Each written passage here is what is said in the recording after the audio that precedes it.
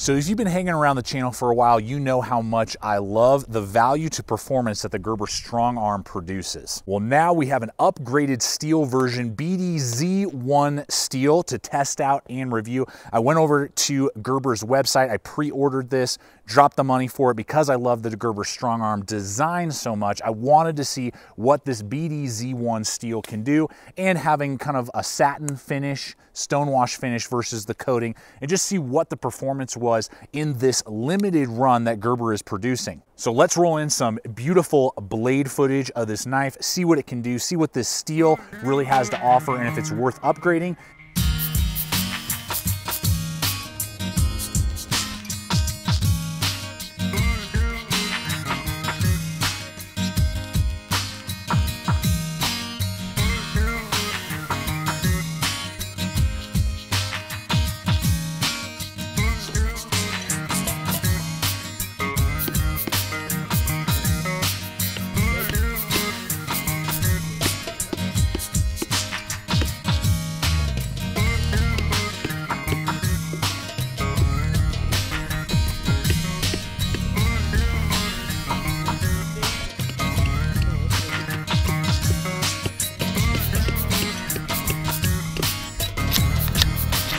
Does a good job with their relief edges.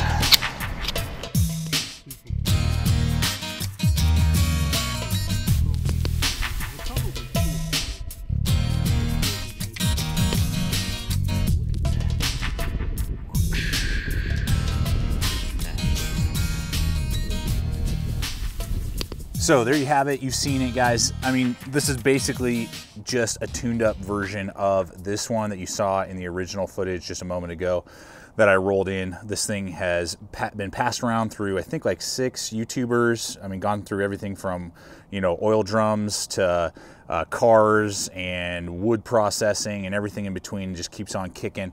And with this design, you know, nothing has really changed. Sheaths are the same, handle ergonomics are the same, which is great. You know, you have that glass reinforced over the full tang, and then a rubberized overmold. Fits great in my large size hands.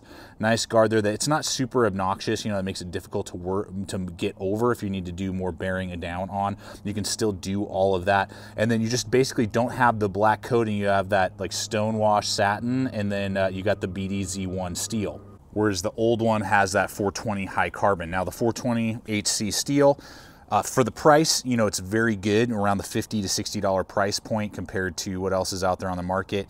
The heat treating and everything that Gerber does, and I don't know a ton about heat treat, guys. You know, I know some basic stuff. I know there are people out there that spend hours reading up on it and researching and testing and doing all that. That's great. I'm just an average Joe using a knife, giving you some basic, you know, information to help you guys make the best choice possible with the info that I give you. And so I don't know all the little tiny details, but basically the slightly lower Rockwell and the heat treat that Gerber does on this makes the 420 version super tough and hold a decent edge. The one trick that I've always seen as kind of an issue for me is that it's a little difficult to get a fine edge back on it once it does dull. You know, you got to spend a little bit more time. I think that's just because of the lower Rockwell and the heat treat, making it a little bit tougher, which is great, you know, for strength, but it's hard to get that razor hair fine edge on it. Once, you know, you dull it, you can do it. It just takes more time than, say, even this BDZ1 steel. And that's what I've seen is really the difference. You know, after all the use you saw in this video, there were just little tiny, you know, burrs, you know, showing up, which happens with every type of steel, you know, just depending on, you know, length of time. And then I just put it on a ceramic rod on my Work Sharp field sharpener. Links below for this guy. My favorite one to take out in the woods, still goes with me after years of use, you know, that I was, you know, ran it on the ceramic rod about 10 passes, and boom, all those little tiny burrs were gone, and it's back to razor hair popping sharpness. And it just seemed to work a little bit better in the field sharpening than the 420 HC version. I am seeing slightly better edge retention. Now it's basically the BDZ1 steel is basically like a Sandvik type of steel. I believe like the 8, what is it? 14C 28N type of steels like you would see on, say, like a Mora, Garberg, you know, different types of blades out there, definitely in this price range, you know, so it's basically just a US, you know, proprietary type of steel from my understanding. Again, you guys may have some insider information that I'm not aware of, but that's basically what I'm seeing. And so to give you some edge retention after having talked about, you know, resharpening, that this is just a little easier to field sharpen, to give you a little bit of perspective, this isn't like worlds apart from the 420, but it is noticeable in its edge retention capability.